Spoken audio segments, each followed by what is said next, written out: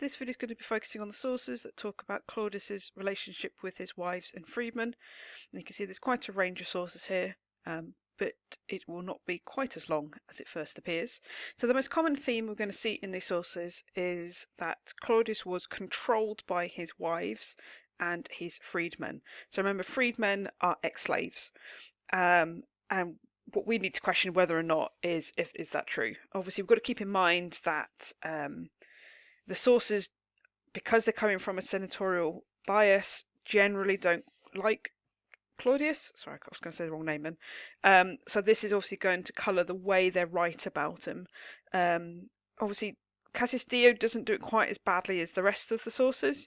However, he was quite reliant on sources like Tacitus and Suetonius for writing, and obviously they do have a very strong senatorial bias against Claudius. So as I said before, as we said many times in lessons, when we're looking at these sources on Claudius, we do have to be really, really careful. We also will see how Claudius is portrayed as simultaneously an idiot, but also really bloodthirsty. And it's like somewhere in the middle is probably the truth. So Cassius Dio starts with that. So he had his fill of bloodshed, so he'd been doing lots of executions, and now he turns to other forms of murder, and he blames these on the imperial freedmen and Messalenia. So Messalenia is Claudius's third wife. I've made a list in front of me, so I'll make sure I get the right way around. She gets a really bad rap in the sources. They really don't like her.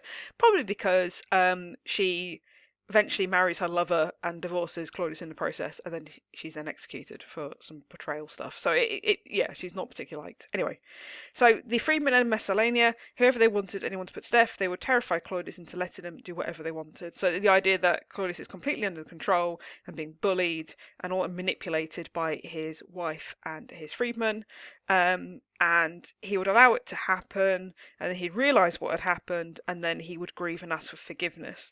So he would sort of just do what he's told and then be like, oh no, what have I done? So, okay. So there's a series of murders begins with Gaius Appius Silanus. So he was the governor of Spain.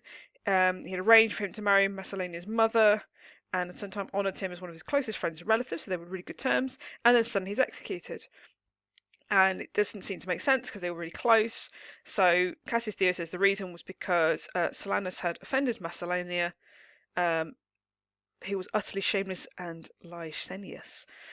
Basically, she's accused of basically wanting to have sex with everybody, and sort of there's a story in some of the sources, I don't think we have them in ours, that she was trying to sort of compete against a prostitute about how many men she could sleep with in a night. So supposedly this guy had refused to have sex with her, and that's why he ends up being executed, because she was offended. Okay. He had also offended Narcissus, who is one of the Emperor's freedmen. He's quite an important one. Because he defended both of them, that they could cook up this story where Narcissus claimed that he'd seen Claudius murdered in a dream. And so he tells Messalenia. Messalenia then tells Claudius, and they both kind of like exaggerate the horrificness of this dream that never happened, and that's why he is executed. So sometimes death being because of a dream. After the Empress and Romans, had no longer held any confident hopes in Claudius. I'm not sure that's true. The plebs quite liked him. But anyway, so we have another plot. So we have Vinicanius, I think is how you say it, and others formed preceding a plot to form against Claudius. So there's like opposition. However, this guy has no military backing. So he sends a message to Scribonianus, something like that. Anyway, the governor of Dalmatia. I think we mentioned that in the opposition one about there was a civil war in inverted commas in Dalmatia.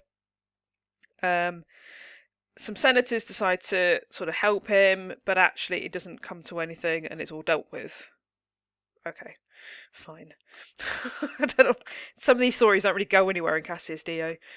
What we do have as a result of all that is that Claudius was in a great state of terror and was ready to abdicate.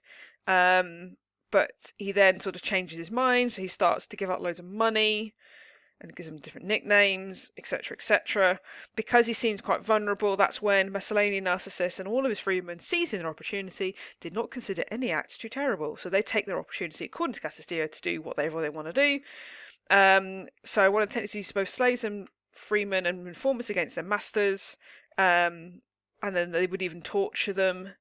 and that would get them information, and that's as a result many men and many women too were executed, all at the hands of Messalina and Narcissus in particular. Some of those who were most guilty managed to escape through the agency of Messalina and the imperial freedmen in Narcissus' entourage. So those who possibly were actually doing something really bad would find favour with Messalina and get out of the city. So she was according to Cassis Dio, is completely in charge and is able to do whatever she wants because Claudius listens to her, and he has no say in what's going on. So there's loads of trials, and it's in the presence of Claudius, the prefects, and the freedmen. And again, he would listen to the charge, and the evidence would be given by these freedmen. They'd be found guilty. It's probably exaggerated, these stories. I can't imagine he was quite that easily to manipulate, but that is certainly the picture that Cassis Dio in that section is pointing out. And he carries on the story. So Messalina and Claudius' freedmen kept offering for sale and peddling not only merely citizenship and military commands and procuratorships and provincial governorships, but everything as well. So they're literally selling off commands because Claudius is totally unaware and oblivious to what his wife and freedmen are doing. They control everything, and as a result there is a scarcity of all commodities.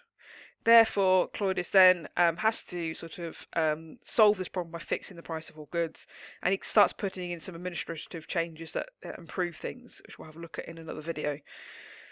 So they're not only controlling him, but they're like wrecking Rome at the same time. So here's this kind of story I mentioned about Messalina, that she was really promiscuous, and she was sort of a bit of a nymphomaniac, to be honest. And she was forcing people to commit adultery, and if they didn't do what she told, she bore a grudge, and she would kind of bring them to trial, not to trial for those reasons, but said they'd been insulted. Claudius is totally unaware. So other examples of how unaware he was, she has Catanus Justus, Praetorian Guard prefect, killed, and that because he was going to tell her what's going on. She's jealous of other members of the family. So had her murdered. So she's just killing people left, right, and centre, doing whatever she wants, because Claudius hasn't got a clue, according to Cassius Dio. Story continues with Suetonius. So basically the same thing is going to be said, to be completely honest. So Claudius followed deeply into the reference of the freedmen and wives. He seems to be their servant rather than their emperor. Great quote, probably use it a lot. Distributed honours, army commands, indulgences or punishments according to their wishes. So this obviously is exactly what Cassius Dio has said. As a result, he would, revoke grants, cancelling edicts. He had people murdered. So Silanus is mentioned. Julia is mentioned again. Another Julia is mentioned. All unsupported charges. Gnaeus Pompeius is killed. Silanus loses his praetorship. So according to Suetonius, as a result of his wife, Messalina in particular, and his freedmen, he executes 35 senators and 300 knights, and doesn't seem to care about what's going on, because he's been kind of fed this information. His freedmen, that's when the soldiers have done right not to wait for instructions for taking vengeance on the enemy of the emperor. So he's being fed information. They're saying, the army's behind you, you're doing the right thing, these guys are after you, etc., etc., etc., and therefore you've got to do what you've got to do. Like I said, how much of this is true? It's going to be exaggerated. It's got to be. What we do have is the fact that some of them become quite famous, these freedmen. So one of them becomes the procurator of the port. So building of the port is really good because it allows for better trade. But as a freedman, he gets the honour, not the emperor.